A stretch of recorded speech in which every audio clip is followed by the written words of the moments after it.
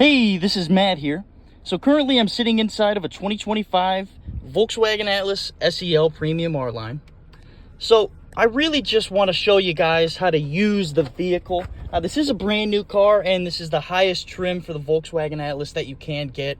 So I really just want to show you how to get familiar with it and how to get yourself set up with it. Because I know a lot of times people will buy cars and then they're not exactly sure how to use everything. So in this episode, we're mainly going to be focusing on the steering wheel. There's a lot of technology baked into this steering wheel area here, and I'm going to go over all of it with you. So, of course, right here, we've got our lights. This is your turn signal, left, right, and it's got a pretty solid sound, too. You can pull it towards you to flash, push it forward, and that'll turn your brights on. This vehicle is equipped with automatic brights as well.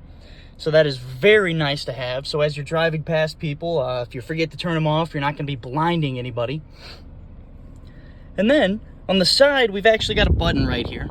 So this button is going to be all of your vehicle assist settings. When I say that, I mean your lane keep assist and everything like that. And you'll be able to access it directly through the steering wheel right here with these arrows. As you can see, the side assist, rear traffic alert, the front assist, and we can close it here. Very simple to use. So now moving to the actual steering wheel, this is going to be all of your adaptive cruise and your travel assist settings. So here we can turn it on, and actually I've already got it on, so we'll just turn it off there. But as you can see, we click the button, turn it back on. We've got a few icons that pop up here. So right here in the center, this is your distance controls.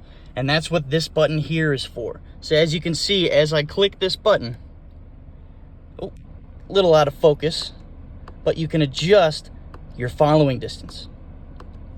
Very simple to use. It's one of those things where you really just got to feel it out and see where you're comfortable following people. And then of course, this here is how we adjust our speed. So light presses will go single digits, and if we hold, it'll go by fives. And of course, we've got our set and our resume button here. If you can see that, it's a little hard to tell just because the camera's out of focus. And now this button here is actually our travel assist. So if we hit this, you will see travel assist is selected. So what this is going to do is this is going to utilize the lane keep assist, and it'll help you keep you in your lane, keep you centered, and keep you at your speed.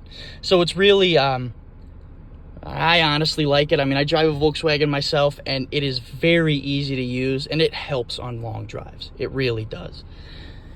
And of course, we've got our volume controls here, so we can go down and we can go up. And then moving on to this side, so this will help. Geez Louise, this will control the tachometer area. So this is fully adjustable, fully customizable, and I'll show you here right now. So if we click the view button here, this is going to show us a few different faces. This is probably one of my favorites, just so you can have the navigation right there. You don't have to take your eyes off of the road. And there's a few different ones here. So we'll go back to the standard one. And these right here, these buttons will control what's shown in these stacks right here. So if I hit the left one, it brings all these up. So we can go, there's a lot in here, so I'll just do operating temperatures, and that'll show oil and coolant temperatures. And of course, we can go change it to whatever we want. And if we actually go into the settings here, that will that'll allow us to adjust what we're being shown. So if there's too many options on there, you want to take a few off, you can do that. Or if you want to add a few that aren't on there, you can do that as well. And to get out of this menu, all you got to do is just click back twice, or actually once, and it'll bring you right back. And now moving to the right side, just the same exact way. It'll let you adjust and just change what's shown here. So we'll put the compass there, and this is very, very neat design. And then right here, moving on to the other buttons here, this is going to be our heated steering wheel button. If it'll focus in for me, there we go, a little bit. So if we hit this button, as you can see, it's going to have 3 different settings here, and you can go through just to the lowest setting for the heated steering wheel, turn it off, and then up to the highest. And let's say you turn it on and you don't want to have to keep pressing the button. You don't have to. If you just do one long press, it'll turn it off completely. And then this right here, so this is going to be able to, like if you're listening to Bluetooth, Apple CarPlay, Android Auto, this will change the music, or if you're listening to the radio, it'll change the station. Moving on along here, this is our windshield wiper stalk. So there's going to be a few things. You've got off, the intermittent, which is actually the rain sensing mode. So that's typically what I'll ride around in, and you'll notice whenever there's just the slightest bit of water, it will activate. And actually for the rain sensing, you can adjust the intensity of it right here with this dial.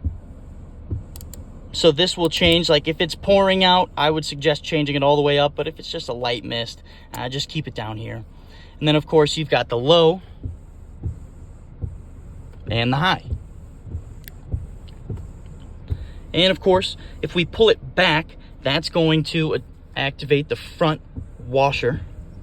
And it's actually got heated windshield washer fluid nozzles, so it's not going to freeze up on you when it's super cold out, which it does. Gets fairly cold here in Illinois. And then of course, focus back in. If we push it forward or once, that'll activate the rear wiper. And if we hold it forward, it'll activate the rear sprayer.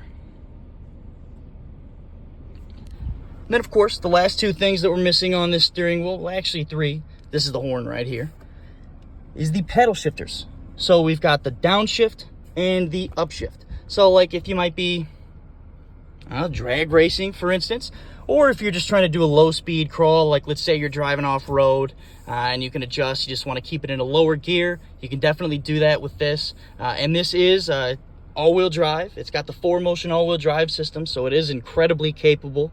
And I'll get into that in later videos. We are running a little bit long on time. So thank you, and I'll see you in the next one.